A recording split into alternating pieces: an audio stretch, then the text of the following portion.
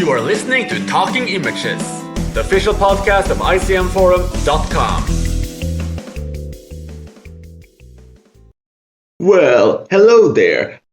I'm Chris, and I have to apologize to you. I was going to try to start this episode on some kind of joke, put on and exaggerate the accent, but it's not working. I'm terrible at accents. So rather than try anything too experimental, let's just figure out why that didn't work.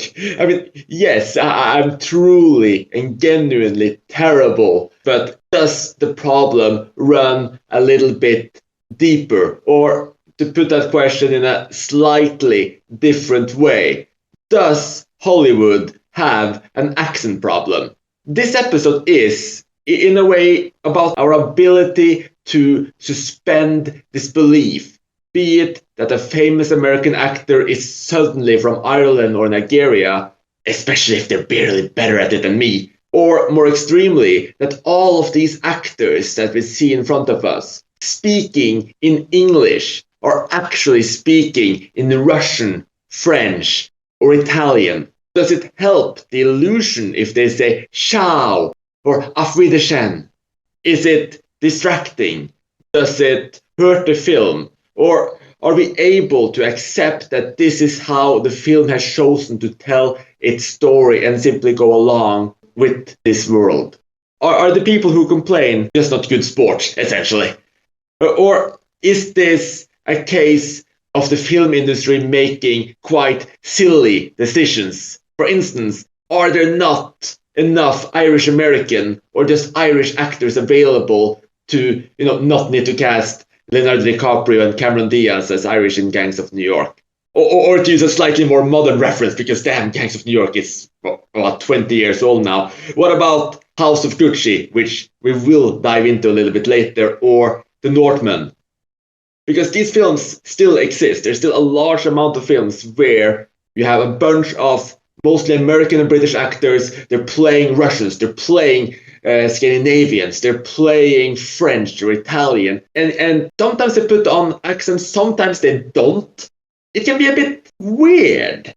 Is this a relic from the 20th century? They should just stop, or does it actually work? I mean, there's so much to unpack here. So let me just bring in my three absolutely wonderful co-hosts, Matthieu, Saul, and for the first time this season, Adam from New York, who I'm just so happy to have back. So let's actually just start it with you, Adam. How eager are you to believe accents in films? Do you try to go along with the illusion, or are you easily distracted? Hi, Chris. Thanks for welcoming me. I'm glad to be back on the show. My answer is I'm tend to be very eager to believe the accent. Narrative filmmaking is all about suspension of disbelief anyway. So I'm not usually going into a movie to evaluate an accent. It's not something I tend to pay a lot of attention to. It's not something that easily distracts me. I'm an eager participant in the movie experience. And so even though I guess we're going to be talking a lot about accents, it's not something that really usually jumps out at me during a movie. Very good. You're essentially every director's dream. What about you, Matthieu? Do you pay attention to the accents? I guess my answer is pretty similar to Adam's, except I care a lot about accurate languages much more than accents. Also because I'm not that great at telling accents apart. And it's not as big an issue in French, though it does come out sometime. So I guess in English, I'm just less sensitive to it because it's not my language. But yeah, accents, I'm less sensitive than languages. And what about you, Saul? Do you go along with the illusion, or does it bother you a little bit? I go along with the illusion every single time. The best way to think of a film for me is a film creates its own reality. So I try and go along with that, and I don't really try and chums that in any way. I don't necessarily have the best ear for accents, so that probably helps. But accents are something that rarely, if ever, bother me when I'm watching a film. And I just think of it similar to, you've got these old Hollywood films with these matte painting backgrounds or these really old school special effects that aren't impressive, but you accept it as part of the film's reality.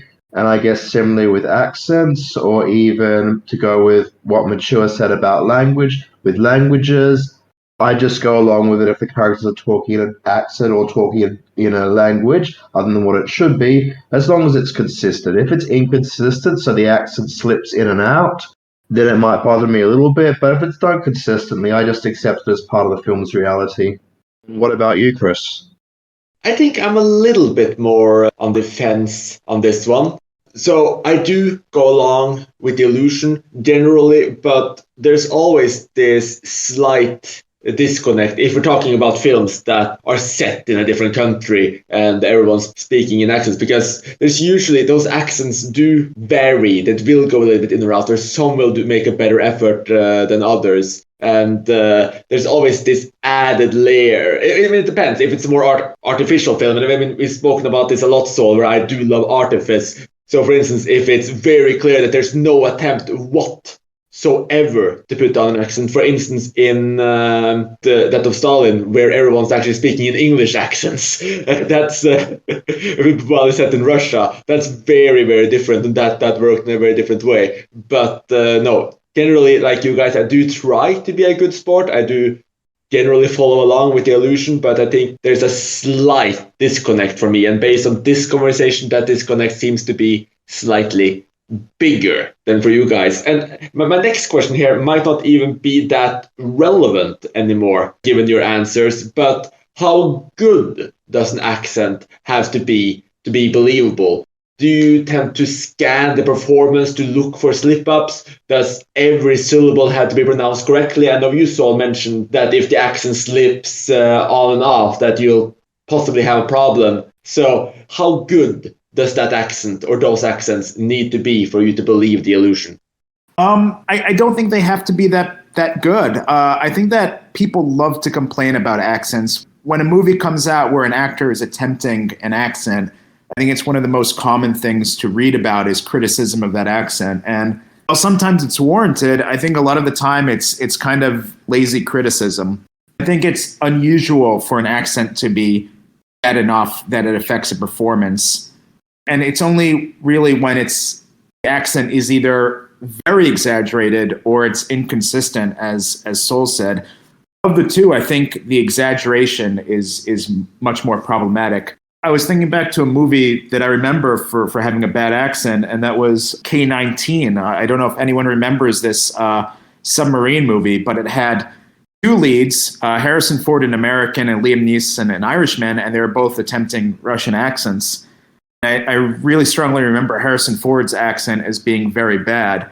I went back and watched a clip, and I realized Liam Neeson's accent was very bad too, but for a different reason. Harrison Ford's was exaggerated, Liam Neeson's was inconsistent. It's indicative that I remember Harrison Ford's accent more. I think the exaggerated accent is more problematic than the inconsistent accent. But I don't think an accent has to be that good. I've definitely seen performances where actors were criticized for the accents, and I never noticed it. I'm not going in looking for the actor to make a mistake. Yeah, I would agree with that, but I think it really depends, right? I think often the reason you think of it as lazy criticism is, well, because sometimes it is, first of all, but also because I think when you are harping on someone's accent, it's because something else is not going right with the film, so that you're noticing the accent, I think. And the degree of precision, right, that you want in an accent, I think it depends on the film, it depends on the level of verisimilitude. And I think the issue with Hollywood is that we know the actors pretty well. We know what they sound like. And so when they try to sound different, it's more jarring, right, to us. And especially if it's in a period piece where we expect some degree of immersion into the setting. I think that's where Hollywood runs into troubles the most these days. But so I guess my answer to your question, Chris, is it really depends on the degree of verisimilitude the film is going for, or the level of artificiality, as you put it. And what about you, Saul? So it's really interesting to hear Adam talk about criticizing accents as being lazy criticism. I'd actually come up with a similar term. I wouldn't say it's lazy, I'd say it's more petty. It's like picking up on smallest things and not really accepting them when they don't really break the reality of the film. So, in terms of exaggerated accents, I don't think I've really ever had a problem with that. Inconsistent ones, yes, but I can't even really think of any off the top of my head. I mean, I remember there were some complaints at the time about Michael Caine's accent in The Cider House Rules, but I don't remember that being particularly one that slipped up a lot. So even though I've said ones that are inconsistent would be the ones that annoy me the most, I actually don't have any examples of that offhand. I guess that's how little attention that I pay to accents. I guess for some people, if they're used to the accent, then it can be a bit more annoying. But I think what Matthieu said is actually probably going to be the most accurate thing, which is if something else is annoying you about a film already, then an accent which is slightly off might just make it a little bit worse. Which maybe is the problem with House of Gucci, because I thought it was an amazing film. A lot of people, though, said that it was way too long. And I guess if you're not finding it as swiftly paced, something like Gladiator or Alien, then maybe you're going to think, oh, maybe this accent is the problem, not the actual length of the film. So I guess that's possible. Something else interesting which Mature mentioned was about accents being jarring if you know the actors. And I guess I can think of one example for that, which is Knives Out. I don't know what sort of accent Daniel Craig was going for in Knives Out, but I just remember the whole time going, whoa, really strange whenever he started talking. But I don't know if I really hold that much against the film. But yeah, I don't know. That's actually such a great example. Yeah, I was thinking the same thing throughout. It was so weird seeing that voice come out of Daniel Craig's face. Yeah, but in the case of Knives Out, Daniel Craig is doing a comedy accent. I think it's supposed to be. And it's supposed to be a comedy accent, kind of like in the vein of Hercule Poirot, with his very, very strong, like, Belgian accent in those movies. To me, he's very deliberately drawing attention to his accents in a way that works for the film. So it's not a bad accent, it's just a ridiculous one. I agree with you, Matthieu. I think that accents really don't matter is in comedies. For some reason, it just doesn't really matter if it's exaggerated, over the top, or jarring. Chris mentioned The Death of Stalin earlier. That's one where you've got a mix of British English and American English accents, and I just didn't notice because it's a farce. Same with Daniel Craig in Knives Out or in Logan Lucky. Both of them, he has this very exaggerated Southern accent. Just didn't seem to matter to me because it's a comedy. Don't seem to have expectations for verisimilitude in comedies that we do in dramas. I agree with that in general, but I guess for me, Knives Out wasn't a constant laugh out loud riot comedy, which, The Death of Stalin is, or something like Doctor Strangelove is, with the crazy accents that Peter Sellers does there. So I guess that's probably I'd depart a little bit. I would agree that Knives Out is a comedy, but I guess it's a bit more of a serious comedy for me. But, like I said, petty criticism. I don't want to be the person in this podcast who harps on the most about accents. Yeah, we're turning against you because we know we are going to reverse the roles later. Yeah, exactly. So it's good to get it set up. And you guys actually ruined my next question, which was if there were any films ruined or severely damaged by bad accents, because there seems there aren't for you. So I'll just throw that question. I think that can be. I think that can be. All right. Do you have anything in mind? I don't know if I have a specific one. I think it's difficult to say your film is ruined by a specific element, right? But I guess a bad accent can be part of a bad performance, and a bad performance can ruin a movie, right? So I don't know. So I have a recent example which none of you have seen, which is a French film called Bac Nord. It's a thriller. I think The Stronghold is the international name. And it takes place in Marseille, and Marseille has a very specific accent that's pretty well known to most French people. And the three lead actors, neither of them are from Marseille, and they're all doing different things.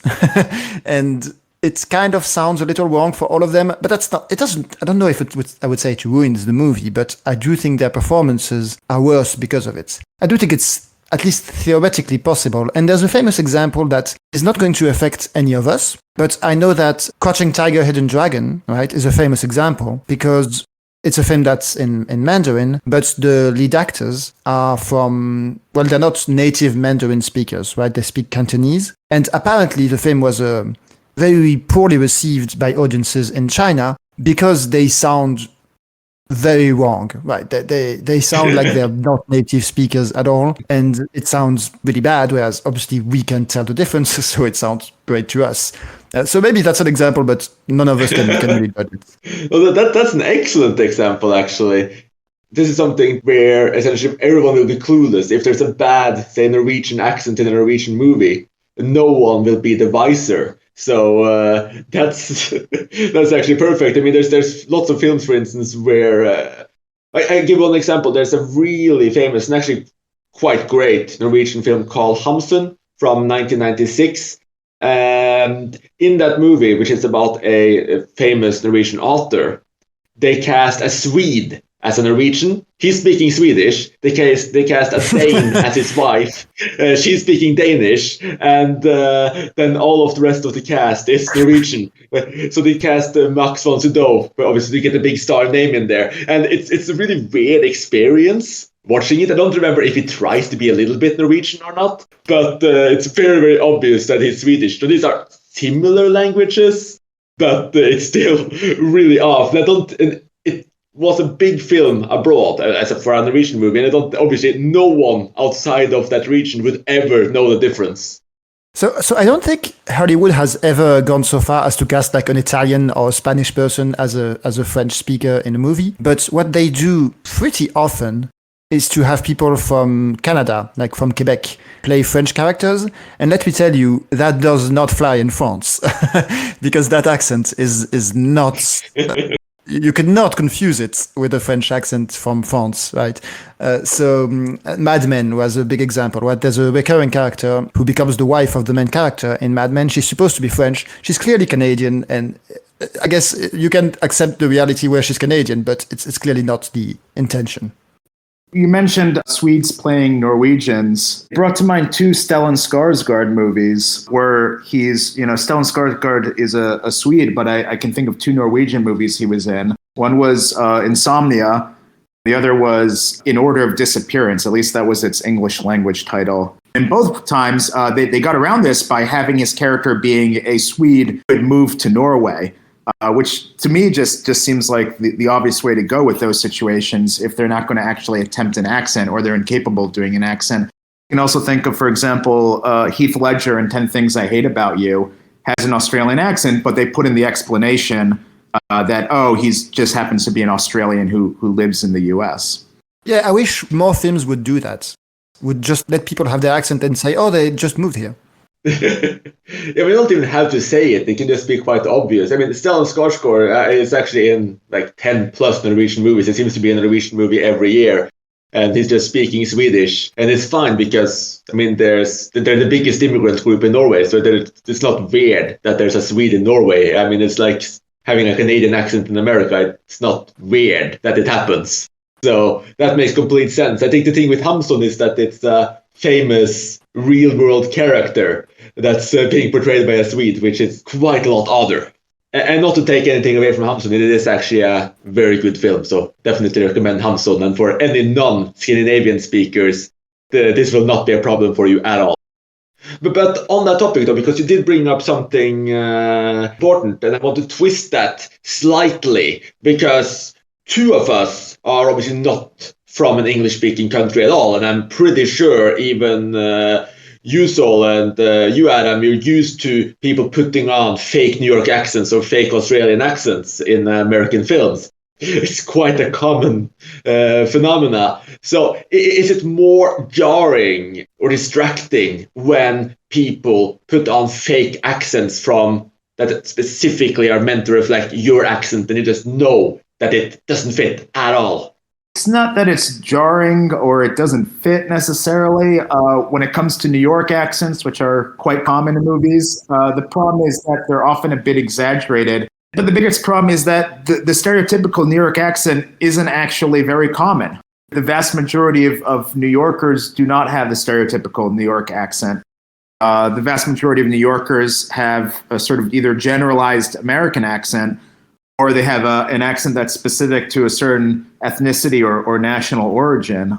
Another example is the Boston accent, which is so popular in Boston set movies. I've been to Boston dozens of times. It's an uncommon accent, but I feel like whenever I see a movie set in Boston, everyone sort of indulges in these accents very heavily. And it's not that the accent is inaccurate as much as that it's not realistic to how most people in Boston or New York actually speak. That's really interesting. And this is actually one of the reasons why I have trouble with so many Norwegian films, because this is going to be a random trivia, but for those who don't know, the Norwegian language or languages as they are written, don't really exist. Both of them were created in the 1800s. So in Norway, there's two official languages that are written, but neither of them are really spoken, except in one of them, which is like the main version. About 70-80% of Norwegians write it, and it may be attempted to be spoken in certain areas of the capital. But because there are so many accents in Norway, I believe there's well over 100. Whenever there's movies, at least until very recently, almost everyone speak as if they're on the news. So on the news in Norway, it's normal to speak in bokmål. So they speak in a very, very pure way. They speak just as if they were reading from this language that is very rarely spoken in real life. But then in movies that are meant to be more realistic, everyone speaks that way, and it's really damn distracting. I don't think this is something most other countries can relate to, but it just always took me out of the films. I think they're trying to do something with it now in the recent films, but at least when I was growing up, this was so damn frustrating. I guess an equivalent that we would all be familiar with would be the mid-Atlantic accent. You know, the accent that old Hollywood actors all tend to affect. Of course, yes. So I guess that's an example we would all be familiar with. Obviously, in France, we don't have that, because the equivalent of what you said happened in Norway in France is they didn't stop at just inventing a language for everyone. They taught it to everyone and put you in prison if you tried to teach something else. And so now everyone speaks the same thing. Maybe we should also try to do that. Not that I'm supporting imprisoning people for speaking the wrong language or speaking in dialect, but it could have been more useful. So yeah, actually, how do you guys feel about the mid-Atlantic accent? Right? Does it bother you? I guess it's not so bothersome to us because it takes place in the 40s and 50s. We kind of have this idea that people would sound different anyway, probably. How do our English speakers feel about that? I have no problem with the mid-Atlantic accent. You're right. It's more common in the first half of the 20th century, and I think that's a time when we really didn't expect naturalistic dialogue in movies, and as a result, I think at least I felt more accommodating to accents that were naturalistic. The mid-Atlantic accent itself is I think a pleasant sounding accent. I don't think it's particularly realistic as a common accent that people had. I think probably in the 40s and 50s, it was extremely rare for people to actually have that accent. It's a bit puzzling how it came about. I assume it's some sort of mix of classical theatrical training and the sort of cross-pollination between the British and American movie industries. But I have no problem. I quite like the mid-Atlantic accent. Yeah, I've never had any issues with a mid-Atlantic accent. And to get back to the earlier question, I don't think I've had any issues with Australian accents in films. I mean, I know there's been a few actors who've tried it. I don't really remember any offhand of being really terrible. I do remember one standing out as being a negative would be James Mason in Age of Consent, the film which Michael Powell did when he came to Australia in the late 1960s. But that was really only offered to me because James Mason has got such a distinctive voice that it was really strange hearing him do an accent, which is similar to the Daniel Craig thing. So I don't think it was a really bad accent in itself, and I don't think there's really been any American or Australian or English accents that have ever really put me off. So I think if we're talking about bad accents in our language, I would like to shout out Joseph Gordon-Levitt in The Walk. It's quite a legendary French accent performance. It's probably not the worst, because there are some aspects he gets right, but there are others which are completely wild. And generally, he should have stuck to what most Hollywood actors do. It's basically just watch an old Maurice Chevalier film and imitate that. And it's not the most realistic, but it's fine. I think the big problem for me with the Norwegian accents is not that it's exaggerated or that it's on and off, but that it's very often completely wrong. Simply because we're a tiny country with about 5.5 million people. Obviously, 50, 60 years ago, there were about half of that. So not that big on the world scene. And it seems like whenever, especially classic American films, would want to put on a Norwegian accent, they just figured, oh, they're German. So there's actually one film that, I wouldn't say it got ruined for me, but it's a film from 1948 called I Remember Mama by George Stevens and starring Irene Dunne, and not a single person in that film sounds Norwegian. The entire film is about an immigrant family coming from Norway, and all of them sound German.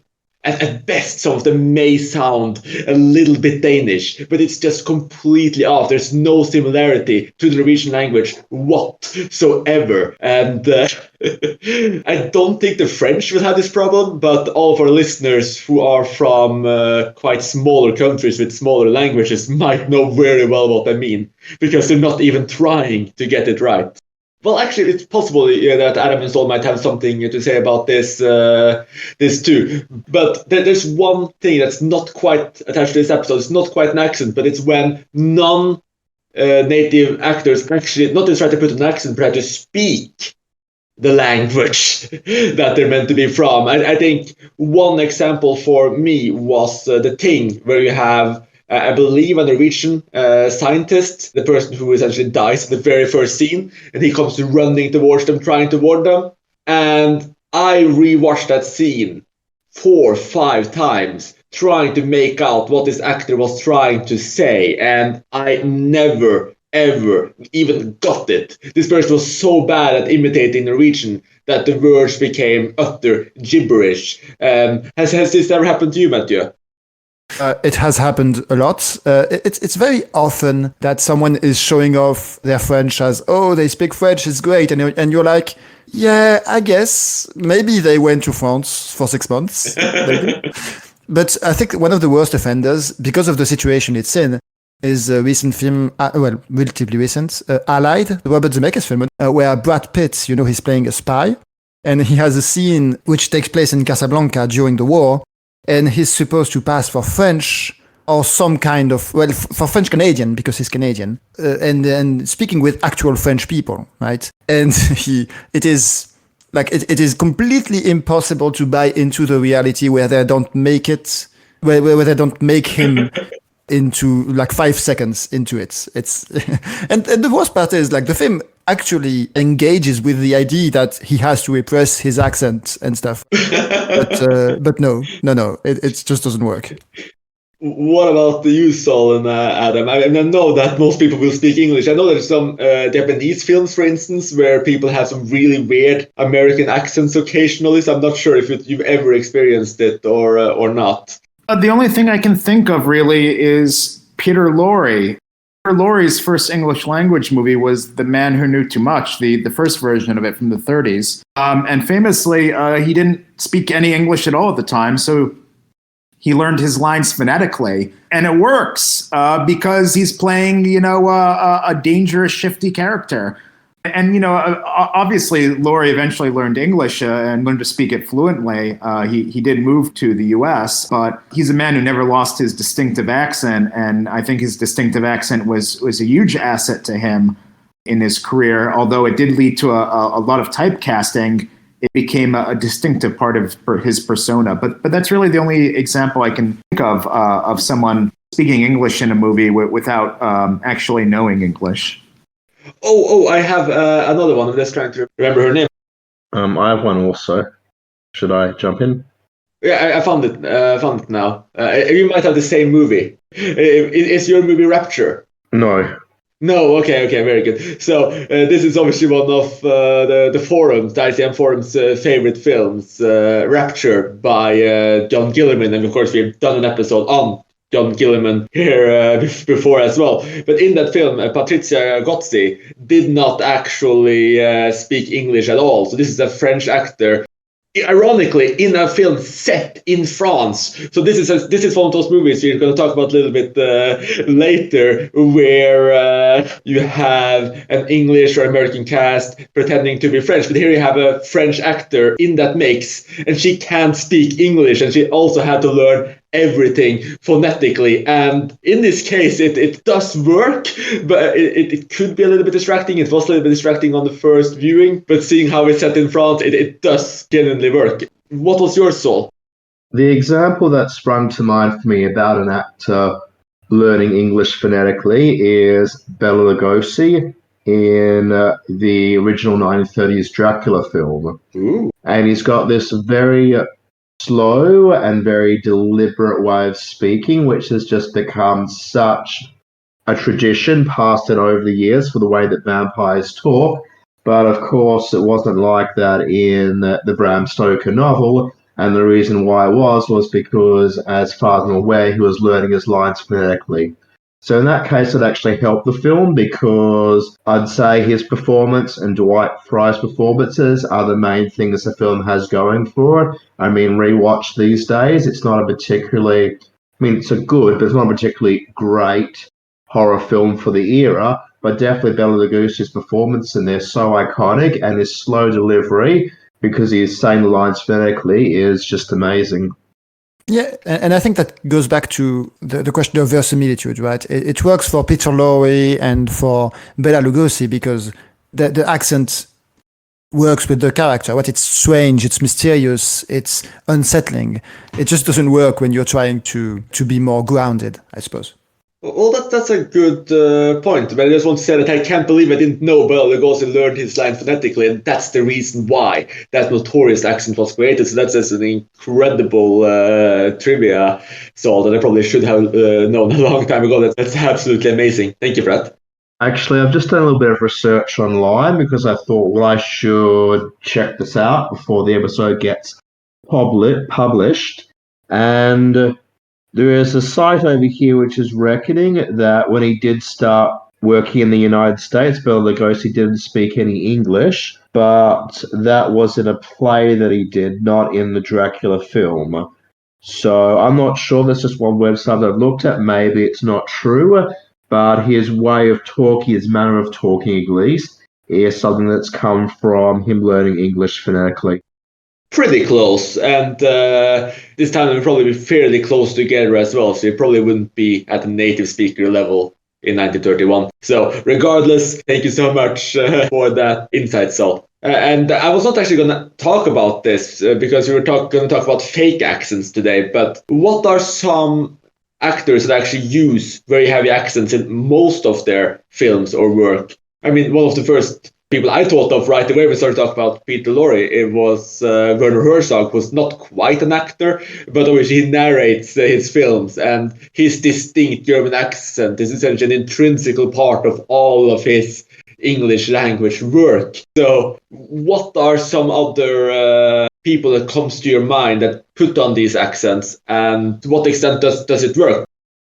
Well, I mentioned Maurice Chevalier earlier. I mean, the guy spent 20, 25 years in Hollywood. I'm pretty sure the accent was a put on by year 5 or something. Right? Fair enough. Because I doubt his accent was still that strong. And I think now accents, like French people specifically when speaking English, are very self-conscious about our accent as a rule, right? So you can see with someone like Marion Cotillard that her accent is, she doesn't do the Maurice Chevalier thing, right? In her first few movies in English, it was very strong, but now it's much lighter. It's still there, obviously, but not as strong.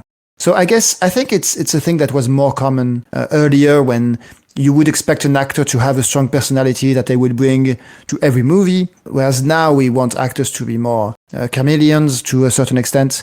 And so we are less, I think, tolerant in general of accents. So I think it happens less, but Werner Herzog is a great example. I'm not sure that accents fade with time. Not in all cases. I'm not too familiar with Maurice Chevalier's film performances, but Herzog is a good example of someone whose accent I think is remain the same. Obviously, he's not acting, at least not in the conventional sense, unless his performance is, he's playing himself, which is a performance to an extent. But I think his accent has been more or less consistent when he's been speaking English in movies going back 40 or more years. I imagine some people's accents fade with time, but I just think of my father has been living in the US for 50 years and his accent hasn't changed a lot at all.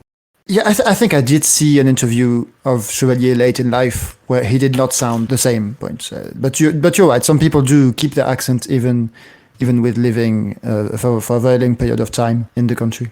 The only example that really springs to mind offhand of a very distinctive accent, which has been carried throughout an actor's career, is actually an English accent. So I don't know how well this fits into it, but Michael Caine's Cockney accent is very distinctive. Whenever I hear Michael Caine in a film, I know it's Michael Caine, and that's the one thing about him that hasn't really changed over time, except in the side of house roles. But, generally he's got a very distinctive way of talking, and he pretty much always talks like that, and it's just great because he is a very eloquent speaker and he's able to play these amazing parts. I think there are a lot of actors have sort of distinctive voices. Michael Caine's is obviously a notable one, but Cary Grant is another. We mentioned the Mid-Atlantic accent earlier. That was sort of a hallmark of Cary Grant for his entire film career. It might not even be accent necessarily what we're talking about. I think of a guy like Christopher Walken, whose voice is famously distinctive. It's not an accent that I associate with any region, certainly. I mean, he's from New York, but it's not a New York accent. He just has a very distinctive way of speaking, and that's become sort of iconic and very closely associated with him. Yeah, I was about to say it's mostly older actors, right? Because I also thought James Stewart, but Christopher Walken is contemporary enough, I suppose. Michael Caine too. Another example, which is not so much a voice like Walken, but it is an accent, is Harvey Keitel, right? I don't think I've seen Harvey Keitel in a film where he didn't have his New York accent, right? I think it's New York. In The Piano, does he do an accent? Because I guess the very big example would be The Last Temptation of Christ, right? Which is a famously... Yeah. It's a very interesting case, right? Because we are very used to films that should be in a dead language, right? In Latin or in Greek or in something, to have people do posh British accents, right? That's usually, yes, exactly, yes. That's usually the way Hollywood goes about it. And I guess it's fine, because obviously you can't expect them to have people speaking in Latin, so they might as well do that. But so it's so jarring to have Harvey Keitel play, I think he plays John the Baptist, or I don't remember, but one of the major characters, right, in The Last Temptation of Christ, and have this very recognizable, very contemporary New York accent. I'm wondering actually, what did you guys think about that? I assume you've all seen it. I haven't seen The Last Temptation of Christ in at least 15, maybe 20 years. I can't recall anything about the accents offhand. I did have an interesting example, though, of an actor playing a role where he should have an accent and doesn't have an accent. It's a bit weird. And that's Voyage of the Damned, which is a 1970s film. And you've got Malcolm McDowell as this German character called Gunther. And he just talks with a normal British accent. And it's just really weird. Everybody calls him Gunther and everything. And he doesn't sound German at all. Well integrated.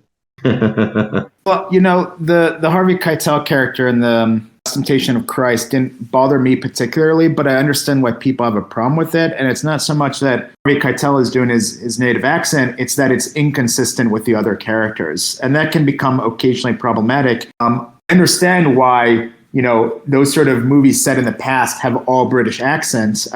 Sometimes it's ridiculous, but it says, I think at least it's internally consistent. A movie like The Death of Stalin, which is not internally consistent, it doesn't matter because it's a comedy. But to take an example of where I think it was done successfully, a movie like LA Confidential, where you have one Australian and one New Zealand actor, Pierce and Russell Crowe, if they had gone with their native accents while everyone else in the movie has an American accent, it would have sounded ridiculous. That was a situation where it sort of demanded that they put on an American accent. Another example is Gorky Park, if anyone remembers that movie from the early 80s. Everyone in that movie every actor in that movie is English, but they're playing Russian. So they're going with their English accents. The only exception is William Hurt. He's an American playing a Russian, and he adopts an English accent for that role, which at first I thought was insane, but it made sense because it was being consistent with everyone else. So I think for those dramas, it's important to have a sort of consistency across the cast. Well, either consistency or use it smartly, right? To have someone who, if you have someone with American accent, maybe they're from another region in whatever historical setting it is, right? Yeah, exactly. And that's not an uncommon way of doing it, especially if you think about big epics where, there's battles and they travel the world, etc. And then you'll suddenly have, of these people from this fictional fantasy region, it has a bit of an Italian accent.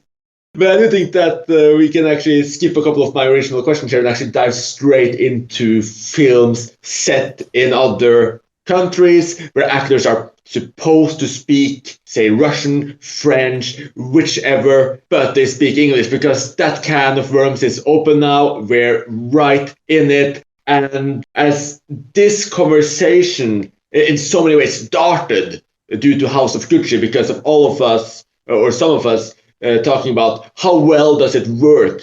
One person who is unfortunately not here, because I would love to have a much stronger opinion on this, got furious, or at least quite annoyed that they're still doing this, that there still are these films set in this case, Italy, with people speaking English with an Italian accent, and that Hollywood is so lazy that they still do this. Is that a sentiment you share? Is this idea of people speaking English in place of speaking Latin or Italian an outdated practice, a bit of a relic from the classic era, or does it still work?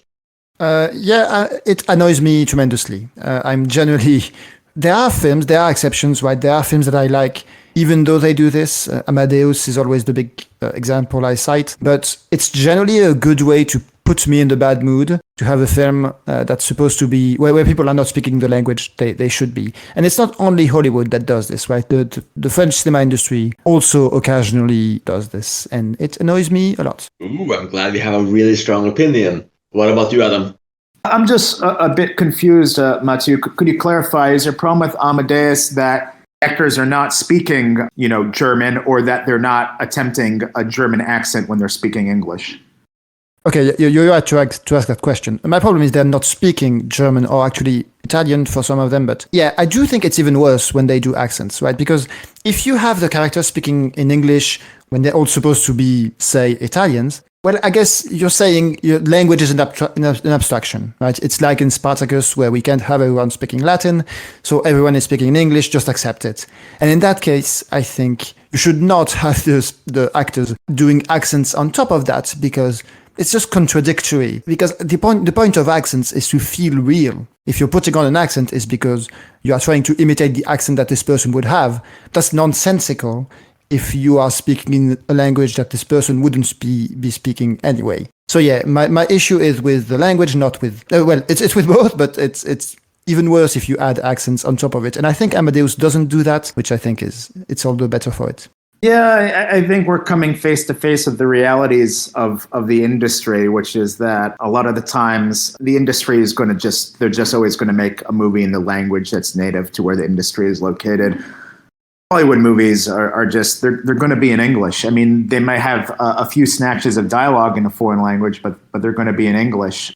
It's unfortunate that so many movie audiences hate subtitles and they want either dubbing or they want people speaking in their own native language. And I understand people being annoyed by it. I myself am not.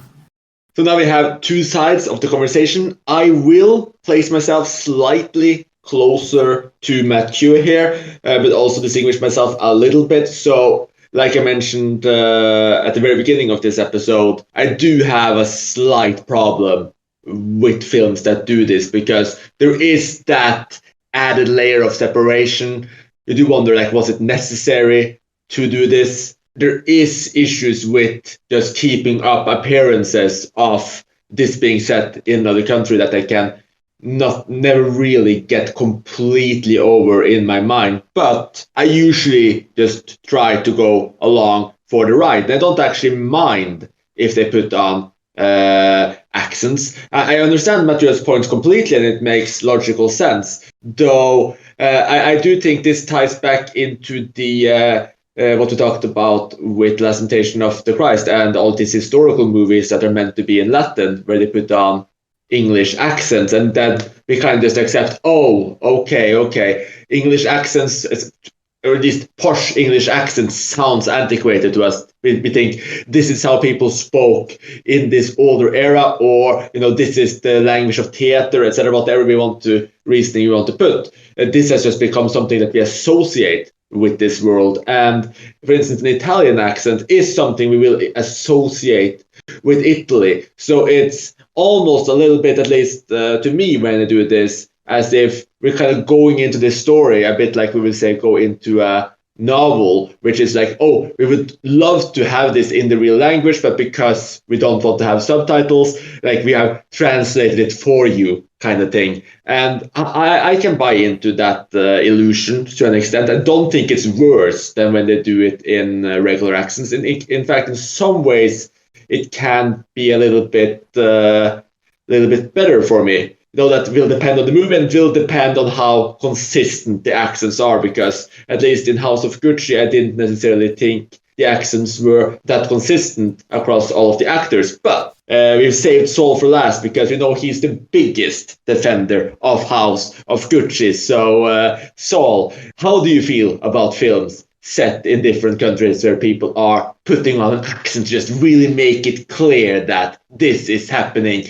in Italy? I don't mind it at all. I mean, I know that sounds maybe a bit short-sighted to say after everything that you guys have said, but yeah, I buy into the illusion the whole way. It's the reality that the film creates. It's just like with an older film, I'm not going to complain about bad special effects. I'm not going to complain about bad matte paintings in the background.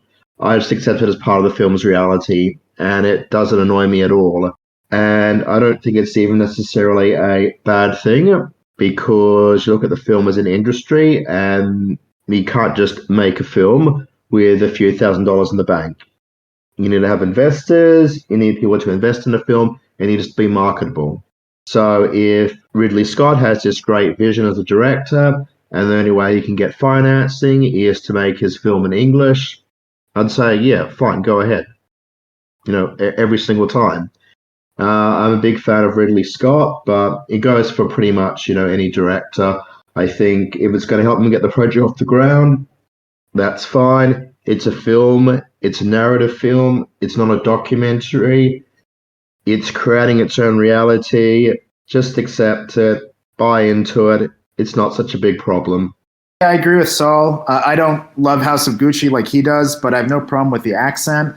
I want to know the accents are consistent, in that I think every character has an Italian accent. So I haven't read the criticism. I'm guessing the criticism is that it sounds exaggerated or fake, and I don't doubt that it does. But it's also it's an over the top movie. It's meant to be ridiculous. It is very much sort of an opera buffa, a mixture of sort of play and farce. So if Jared Leto wants to put on this ridiculous accent, I have no problem with it. I think actually it fits the movie rather well. See, I disagree there, because I think the accents are not consistent with each other at all in that film. And in fact, in general, I think that's the problem. That's the main problem I have with the film, not the accents, but the fact that you have three main characters, essentially, and to me, they are all in widely different movies. Adam Driver is in a prestige drama about a young man who has to face the legacy of his family, right?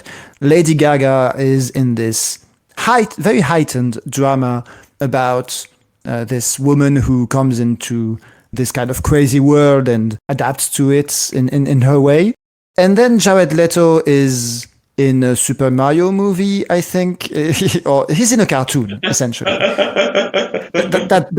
That's where he is, right? He is literally doing the "It's a me, Mario" accent. There's no other way to say it. So I don't have an issue with like Lady Gaga's accent per se. It's heightened, but that's fine. If that's what the film wants to do, that's fine.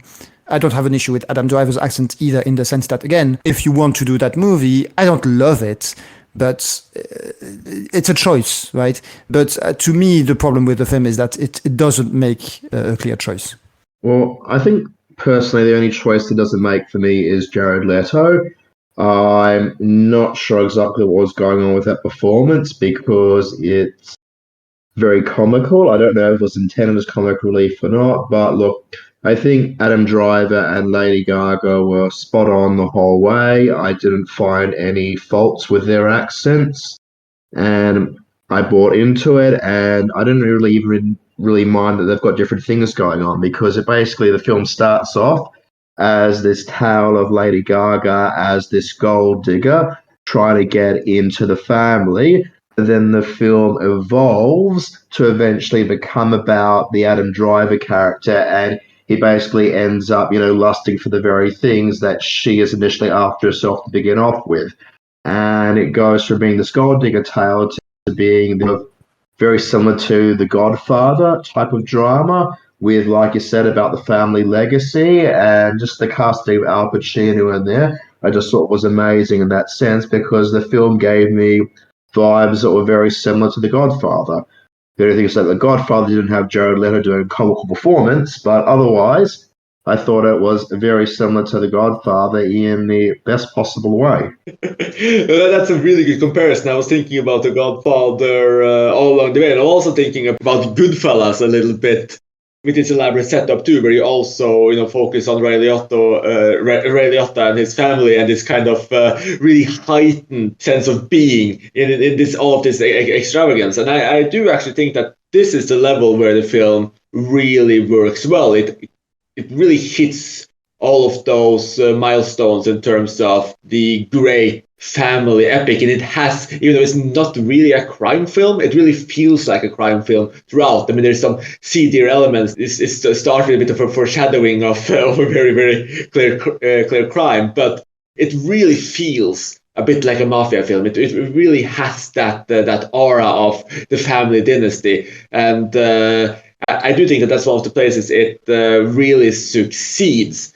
What I will say is that I also thought the accents were a bit all over the place in terms of just how the various actors sounded. For instance, Jeremy Irons sounds completely different from everyone else, essentially. And I did actually think Lady Gaga slipped in and out of the accent a little bit. But I won't take too much away from this, actually. It's a very well-crafted film. And I actually thought the performances were quite spot on too. I mean, I even enjoyed Jared Leto with this Mario. I actually thought he really went for it. He was an enjoyable comic relief character, and I think that it was intentional. At least I hope it was intentional. I mean, would you say, Chris? Would you say House of Gucci is a pulpy film? Because I think that's what Lady Gaga is going for like a pulp crime story. But it's the 2 hours and 30 minutes films about, I don't know, I think it's very self-serious the way Ridley Scott directs it. See, that's why I didn't like it. I think there's a clash of tones there between some of the performances and the direction. I mean, a camp, I'm not sure. I would actually equate her a little bit to part of Goodfellas, where you have doing cocaine and screaming at each other and all of that heightened extremity. I think it went for a similar kind of energy. I thought it mostly worked. So I wouldn't say Lady Gaga went for full camp. She went a little bit higher than Adam Driver, certainly. And I could maybe see that Lady Gaga and Jared Leto would fit into a slightly different movie than Adam Driver. But I do think that Adam Driver actually exaggerates quite a bit as well. I mean, you have the scenes, especially towards the end, where he's at the photo shoot, for instance, or he's or he's just really going for the extravaganza himself. I think the fact that he's acting a little bit differently is because he is different. He's meant to be a very shy and introverted character. And I do think that the difference of characteristics between him and Lady Gaga works. And I also think that once his character changes and develops, he also enters that more heightened state of the film, kind of showing that he is escalating to the same level as the other Gucci's. The vibe that I mostly got from the film was one of American Hustle, although that basically comes down to me watching the trailer, and the trailer reminded me a lot of American Hustle. So there's like a little bit of comedy in there, but it's actually quite serious, and it's all these different criminal and underhanded elements at play. And I guess you've also got the casting of Jack Houston, who was awesome in American Hustle and also awesome in quite a pivotal role in House of Gucci.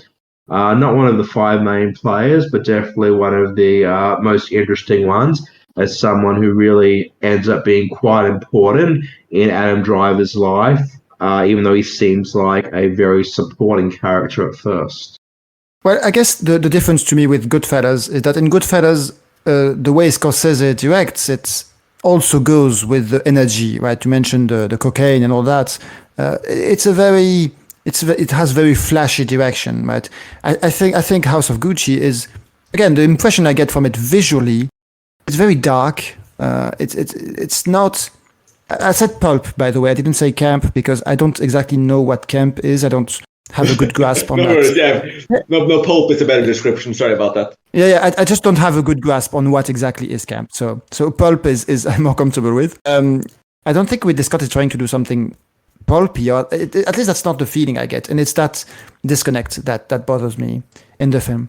And one thing I would say about what Saul said earlier about, he has to make a movie with American actors, with big stars. That's just a commercial reality. That's fine, but it's not my problem, I guess. Right? It's like if you make a film with a lot of bad jokes, and you say, "Oh, I have to have bad jokes because that's what people like." Fine, but it's not what I like, so that's not my problem. And also, I would point out that Inglourious Basterds did hundreds of millions of dollars at the box office while being 2/3 subtitled. So it is possible. Want to defend the film, Saul? Yes, I would like to defend the film, but I don't know if I can really defend against what Matthieu is saying, if he's reckon it's not his problem. And I guess, that's the way that other people must feel also, because there have been a lot of complaints in there about the accents in House of Gucci. It's on the radio all the time, people talking about it, everybody's saying that's why Lady Gaga didn't get the Oscar nomination. It's been a real big talking point. So, obviously for some people there's an issue.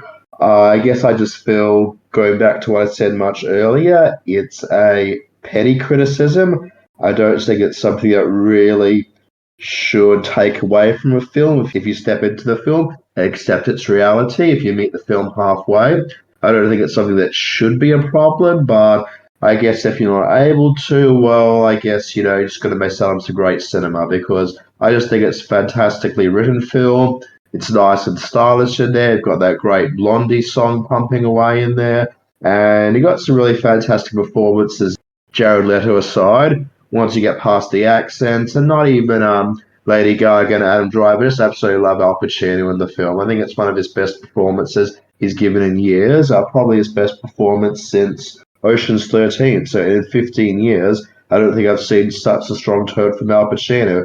And that includes The Irishman, because I didn't think he was actually amazing on that one. I'll actually largely agree with that. So I think Al Pacino is excellent in House of Gucci. Now, I do want to be clear that I did not like it nearly as much as Saul did. It's a good film. And what I would say about the tone issues that Matthieu is bringing up as being bigger than the accent issue, I can see it. I think it might affect it a little bit for me. But at least what I would say is that I do actually think it went for a hectic atmosphere. I do think it did want to be larger than life. I do think it did want to immerse us in this luxury, and that one of its issues is that it perhaps, you mentioned American Hustle, so I think it's trying to be a very similar film. I don't think it quite managed that level of essentially replicating the success formula of Scorsese or Coppola, but I do think it actually did aim for being something bigger than life. I do think some of the bigger than life accents fit into that and therefore didn't distract. And I do think there's a lot of really great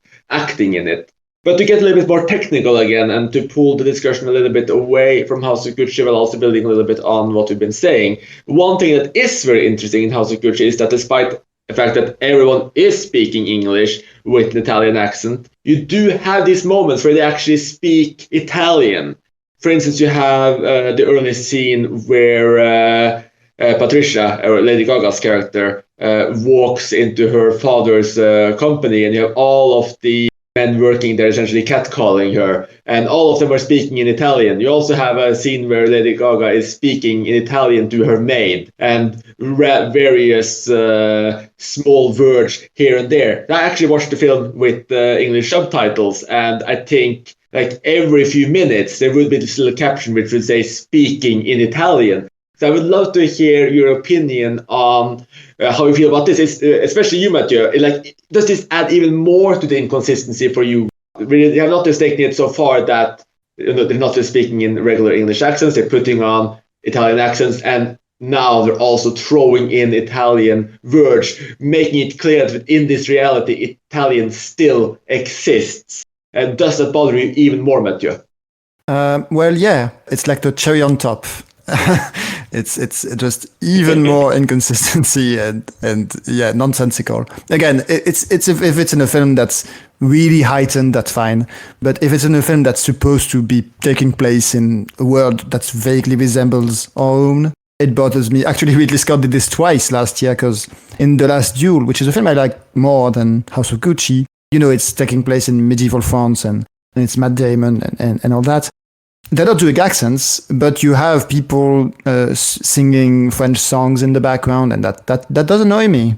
And I think the worst offender of this for me would be a lot of World War II movies, but specifically Schindler's List. Schindler's List is all in English, of course, but the only German you hear is when you have soldiers kind of ordering the people around and saying the stuff you always hear, what schnell, Ausweisbitte, all of that stuff. I grew up partly in Germany, so I have a certain attachment to the German language, and it is really annoying to me that when the German characters are being human beings in the movie, they're speaking in English, but when they're just kind of monsters, which, to be fair, they were doing monstrous things, obviously, but when they're portrayed purely as doing those, they're speaking in German, and that is really, really annoying to me. It's an odd decision to have a movie where the same character is switching language, and it's not supposed to be a representation of bilingualism. It's representation that they're speaking German, but actually they're speaking English, or they're speaking Italian, but actually they're speaking English. That's a very unusual choice. I can't say I remember it in Schindler's List, particularly notice it in House of Gucci, but the example that comes most to mind is Hunt for Red October, another submarine movie. That's one where the Russian submarine in the movie, they all begin by speaking Russian. Even Sean Connery is speaking Russian, I assume dreadfully. And then about 10 minutes into the movie, they have a very distinctive switch to English, which is kind of surprising, and it's just puzzling. It's pointless. I don't know why they just don't have them all speaking English from the beginning, with or without a Russian accent. It would be better than having this weird switch where everyone is suddenly speaking Russian and then switches to English. So I've never seen The Hunt for Red October, but I've heard of this moment. And in theory, to me, it sounds great, because I think you're acknowledging the artificiality of the language. Maybe you could do without the Russian intro, but I think it's a way to say, yes, we know, they should be speaking Russian, but we are not going to do this whole movie in Russian, so there you go. At least there's a certain consistency to it that I think, at least in theory, I appreciate. What can I say? I think that's a mistake to acknowledge that artificiality, at least in a movie that's kind of a serious one, like The Hunt for Red October.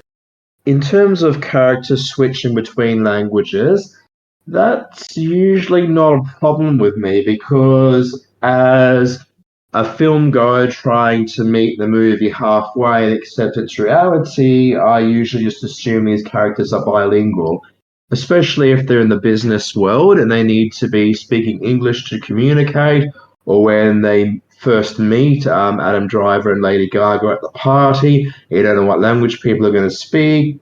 English is a fairly common language for, want of a better term. So I don't feel really that hard to buy into the fact that they might speak English in some parts and Italian at other parts.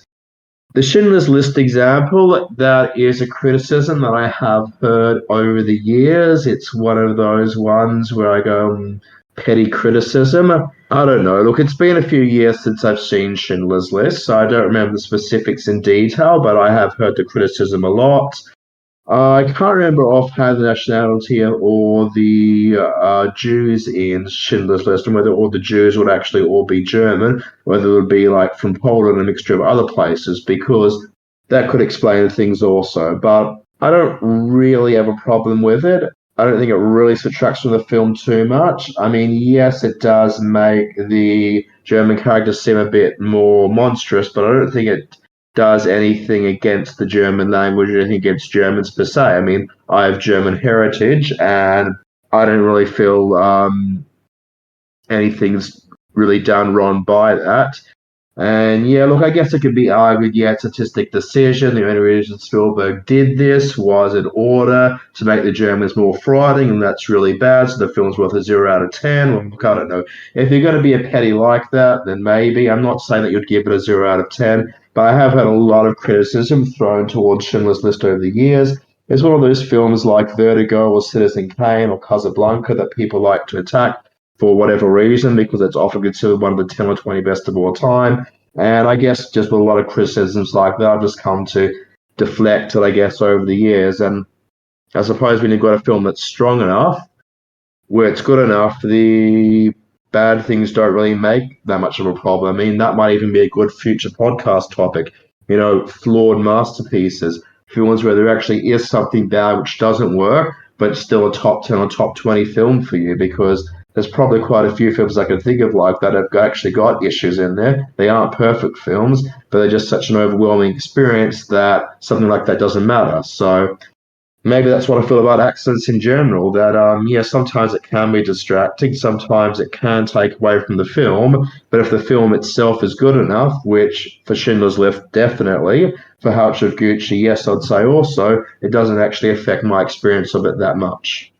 I'll actually argue as even more extreme case. And so I would say that Schindler's List might actually have been weaker if some of these army commands weren't in German, or at the very least, I would argue that general audiences might have been taken out of the film more if they were shouting commands in English, because we have been trained to know what these commands are. I mean, that's probably why they were chosen to be there. When you see German films, when you engage with, this history of World War II, those words are burned into our mind. And if they were shouting regular English commands, I don't think they would have been as effective or believable. So I would actually say that in some cases, putting in some of these words will work. And with World War II films in particular, I think that not doing it might actually have been a bigger negative.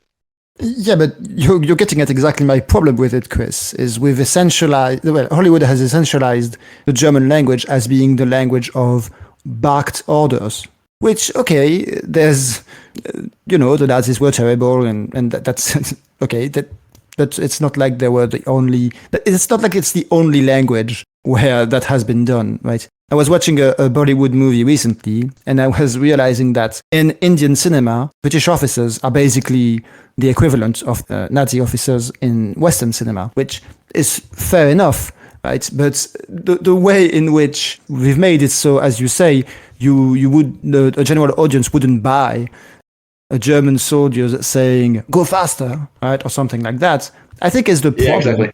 I think that's the problem. But I also just generally don't like Schindler's List for a lot of reasons, but that's a subject for another podcast. Yeah, fair enough. I was mostly just talking about keeping up the illusion rather than making a moral claim there. So I would say that just simply in terms of keeping up the illusion, I think that using those German words made more sense. But yeah, I think that what you're bringing up is interesting for a very different podcast, and we might have a lot to talk about there if we ever do that episode. In fact, as Adam mentioned in the chat, we actually had this debate when we did the Oscars episode. So you can go, if you're curious, listener, you can go back and find that episode. Excellent. So yes, please do that. So to change the topic a little bit, because you, Matthieu, you mentioned this previously, that it's not just the US that does it. You said that France does it too. And for the life of me, I can't really remember any French movies that take place in a different country. There must be some. And I've seen a couple of German films that do it. Even seen a couple of Japanese films that do it. But it's not really, at least from the films I've seen, it's not a common trend in the same way it is in American and British films. Would you agree with that, or is there actually quite a lot of films that does this, that just don't come through the general audiences? Well, I think it's the kind of thing you generally do in films that are meant for a mainstream audience, right? It's not so much in art house films, which are generally not going to put themselves in the situation where they have to do that. So I think it's the kind of films that just travel less. But I think everyone does it. It's just a question of, do you have a film industry that's big enough that you're doing films that are set in other countries? Yeah, interesting, fair enough, yeah, because like at least for Norwegian cinema, I can't, unless there's a play or based in a play, which is a very obvious connection. I don't think we tend to do films set in other countries where we speak Norwegian. So it's always a really interesting phenomena, but I guess maybe it's more common elsewhere in bigger industries, and we just don't see these films. Because my next question was, why is US so drawn to these kinds of films? But maybe that's a misguided question. That maybe it's simply, like you said, that these films don't export as well to art house audiences.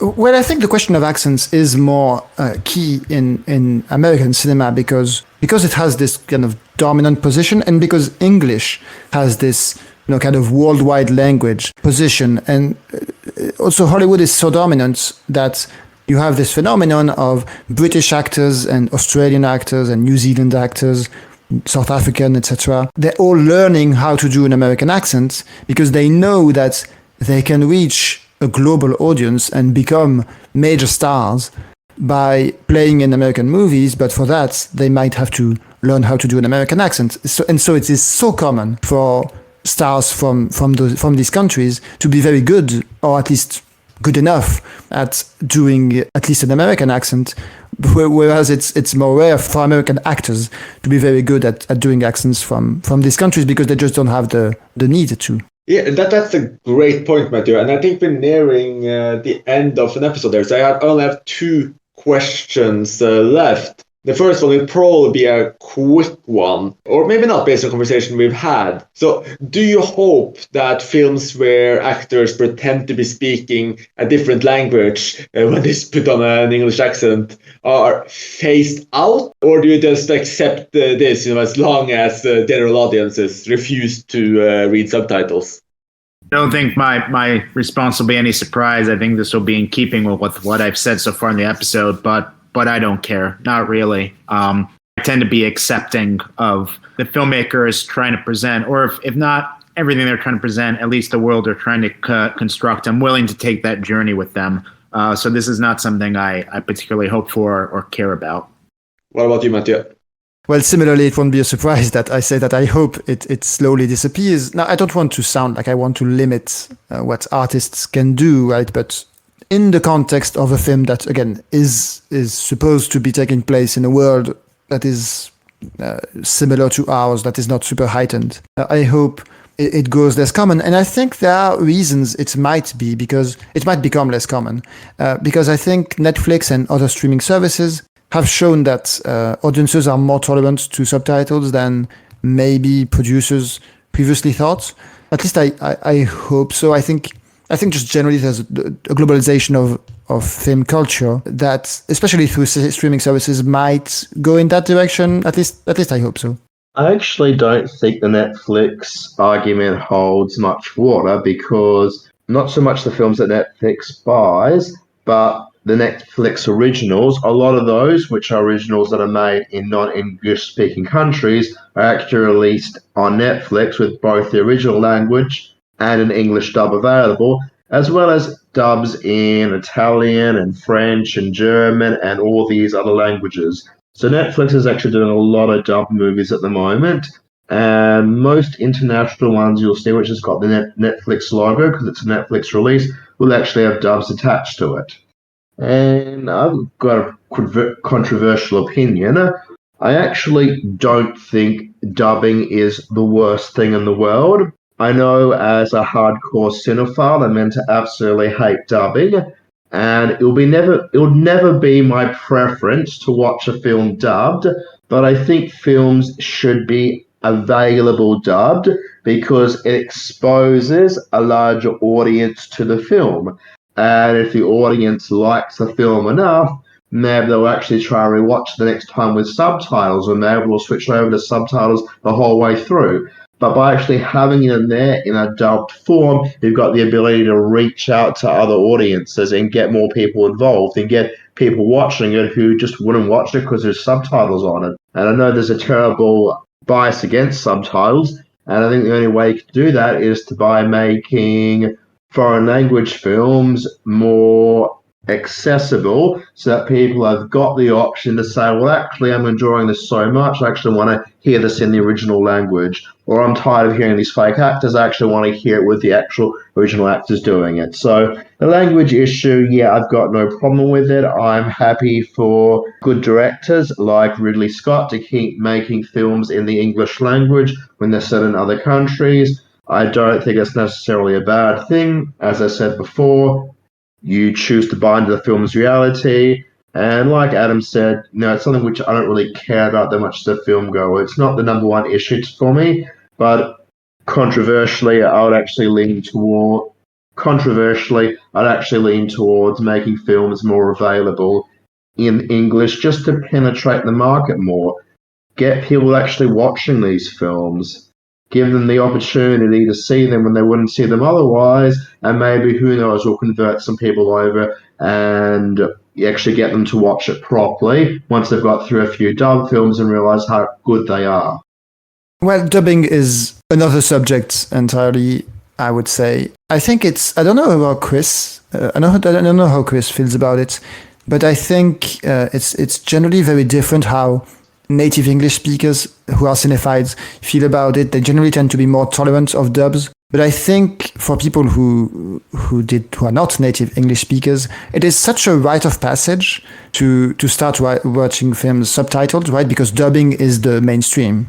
Well, I guess not for someone like Chris, right? Because Norway doesn't have a big dubbing industry. But in France, if you're not living in Paris and you're going to a cinema seeing the next big Marvel movie, it's going to be dubbed. That's just the reality. So it's kind of unthinkable for a French cinephile to be tolerant of dubbing. I mean, maybe I'm exaggerating. But yeah, it's maybe a subject for another episode. Oh, it will be. I've pitched this episode already, so hopefully we'll get the dubbing episode on the way. And there's been a lot of negativity in this episode. Not throwing any shade at anything you've said, Matthieu. You argued quite passionately. And thank you too, Saul, for your very passionate support of dubbing. I think you need to join the dubbing episode, and I think that will be absolutely amazing. I think it will be interesting to see what are the best films of this kind that just truly worked for you. So I don't know if I have a movie that was great because of the accents, but I have an example of a great use of an actor doing different accents and that being a great use. And that's in Paris, Texas. I think Natasha Kinski in the climactic scene, right, of Paris, Texas. I think in the first part of it, she is doing a very artificial, well, it doesn't come off as artificial, but we understand later that it is accent. And then later when she's being more natural and more truthful, she's speaking in, I think, her native accent. So I think I guess that would be my example of an actor, at least a performance, being enhanced by the use of accents. Okay, I've got a fun example of a film that's helped by having a good accent in there. The film is Leprechaun 3. Yes, the horror film in the Leprechaun horror franchise that started off with the Jennifer Aniston 1992 film. Look, the first two films in the Leprechaun franchise are pretty crap, but the third one's actually quite decent. It's the most comical one. It takes place in Las Vegas rather than taking place in, the back sheds somewhere random. So it's a really cool setting. But the most fun thing about it is the guy gets attacked by the leprechaun, starts turning into a leprechaun. And as he does, he sprouts fur and everything, and he starts talking uncontrollably in a very genuine Irish accent at the same time, and it's absolutely delightful. It's a really fun film, and most of the Leprechaun films are really terrible, but Leprechaun 3, and the guy who plays the Leprechaun has said it himself, it's the best film of the franchise. It really is. It's a great use of an Irish accent to try and make a film a bit more interesting. Leprechaun 3 is where this episode was always headed, wasn't it? I can't say I've seen it myself, but I'll try to answer your question in my own way. I can't think of a movie that I thought was great because actors did a particularly convincing French or Italian or Russian accent. I think that actors have become very, very good at this, or maybe more accurately, that movie production has invested a lot in dialect coaches who have been very successful with actors. I think convincing accents have become more common. But I'm going to take your question and turn it a little bit to the side and say that I can think of some great performances that were great partially not because of an accent per se, but because of someone's particular way of speaking. I looked this up, and the technical term for this is idiolect, the way someone intones their voice, not because of some sort of geographic or regional origin. Someone brought up Jimmy Stewart earlier. That's a great example. Jimmy Stewart was from Pennsylvania. He doesn't have a Pennsylvania accent. He just has a very distinctive way of speaking. I can think of actors who've adopted a distinctive way of speaking for a role, and it's really worked. What comes to mind, for example, is Daniel Day-Lewis in a couple of his roles. Certainly There Will Be Blood, which is not an accent. He's doing John Huston's voice, the film director John Huston's voice, and he's using it very well to build this sort of macho, sinister, authoritarian character. Another example is Heath Ledger, who in Brokeback Mountain, who is doing an accent. He's doing a Western accent, particular type of accent where he's sort of swallowing his words, and the way he speaks really relates well to his character as someone who has difficulty expressing himself. So those are examples of where an actor has adopted a particular way of speaking for a role that I think has been enormously successful to the role and to the movie. Yeah, I'll just get entirely on board on Daniel Day-Lewis, especially There Will Be Blood. I think that's, regardless of whether we call it an accent or not, that is phenomenal use of altering your real voice to deliver a great performance. And just as the very final question, and just to end the episode, what are some of your favorite films that are shot in English with the actors pretending to be speaking a different language? I think you, Matthieu, mentioned Amadeus previously. Are there any other films like that actually held up despite doing what appears to be one of your most hated pet peeves? Well, if we're discounting comedies, right, because otherwise my answer would be Life of Brian. My other example is actually one that's not in English. It's Fitzcarraldo, the Werner Herzog film, where everyone is speaking in German, even though no one should be speaking in German. I mean, Fitzcarraldo, I think, was Irish, and anyway, it's Claudia Cardinal is in that movie. Anyway, no one should be speaking in German, but I guess I don't mind it that much. It's a film I do love. That is such a great example. That will actually be my favorite pick as well. I completely forgot that he was not meant to be German or Austrian, so that's fantastic. I didn't know that. Now I know that I actually have one film on my top 100 that is shot in a different language than it's intended to be, because I really didn't think I had one. So thank you so much for that, Matthieu. If we're talking about different languages rather than different accents, The Day of the Jackal is an awesome film, and it's not taking place in an English-speaking language, but we have got tons of characters who are speaking English, so I would definitely recommend that. I also think Cabaret is an excellent film, the Liza Minnelli, Bob Fosse film from 1972, and that's an English-language film. There are some accents in there, but it just absolutely works perfectly. It's one of my all-time favorite films. There are so many movies that are great, even without attempting an accent. I think of a movie like Z, which is entirely in French, even though it's very much sort of meant to be set in Greece. I think I mentioned Chernobyl earlier, the miniseries, where everyone has a British accent, even though they're all playing Russians. I think there are many great examples.